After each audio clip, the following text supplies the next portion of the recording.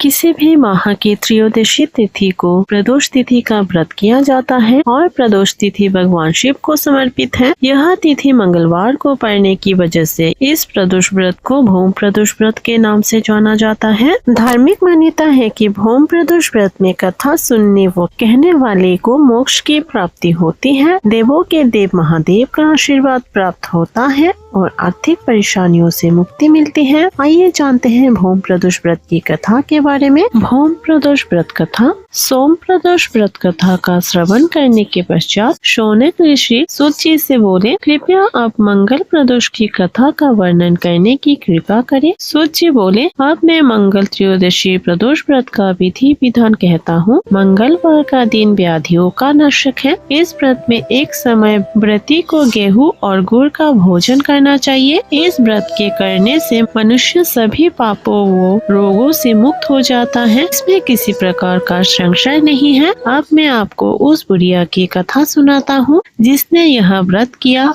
और मोक्ष को प्राप्त हुई। अत्यंत प्राचीन काल की घटना है। एक नगर में एक बुढ़िया रहती थी। उसके मंगलिया नामक एक पुत्र था। वृद्धा को हनुमान जी पर बड़ी श्रद्धा थी। वह प्रत्येक मंगलवार को हनुमान जी का व्रत रखकर यथाविधि उनका भोग लगाती थी। इसके अलावा मंगलवार को एक ना तो घर लिपती थी और ना ही मिट्टी खोदती थी। इसी प्रकार से व्रत रखते हुए जब उसे काफी दिन बीत गए तो हनुमान जी ने सोचा कि चलो आज इस वृद्धा की श्रद्धा की परीक्षा करें। वे साधु का वेश बनाकर उसके द्वार पर जा पहुँचे और पुकारा, हे कोई हनुमान जी का भक्त जो हमारी इच्छा पूरी करे। वृद्धा ने यह पुकार सुनी तो बाहर आई और कहा, महाराज क्या आज्ञा है। साधु भेषधारी हनुमान जी बोले कि मैं बहुत भूखा हूँ, भोजन करूँगा, तू थोड़ी सी जमीन लीप दे। वृद्धा बड़ी दुविधा में पड़ गई। अंत में हाथ जोड़कर प्रार्थना की, हे महाराज, लिपने और मिट्टी खोदने के अतिरिक्त जो काम आप कहें वह मैं करने को तैयार हूँ। साधु ने 3 बार परीक्षा करने के बाद कहा, तू अपने बेटे को बुला, मैं उसे औंधा लिटाकर उसके पीठ पर आग जलाकर भोजन बनाऊंगा। वृद्धा ने सुना तो पैरों तले की धरती खिसक गई, मगर वह वचन हार चुकी थी। उसने मंगलिया को पुकारकर साधु महाराज के हवाले कर दिया, मगर साधु ऐसे ही मानने वाले न थे। उन्होंने वृद्धा के हाथों से ही मंगलिया को औंधा लिटाकर उसके पीठ पर आग जलवाई।